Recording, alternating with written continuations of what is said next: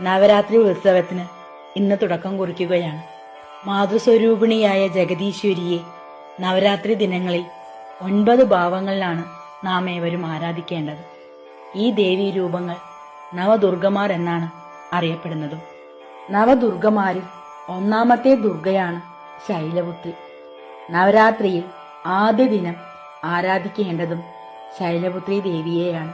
ശൈലപുത്രി ദേവി നന്ദിയുടെ മുകളിൽ ആരൂഢയായി ഇരു കരങ്ങളിൽ വലത് കൈയിൽ ത്രിശൂലവും ഇടത് കൈയിൽ താമരയും മേന്തി നിൽക്കുന്ന ദുർഗാഭാവമാണ്. നെറ്റിയിൽ ചന്ദ്രകലയുമുണ്ട്. ശൈലപുത്രി ധ്യാനം. വന്ദേ വാഞ്ചിതലാഭായ ചന്ദ്രാർദ്ധകൃതശേഖരാ വൃഷാരൂഢാം ശൂലധരാ ശൈലപുത്രീം യശസ്വിനി.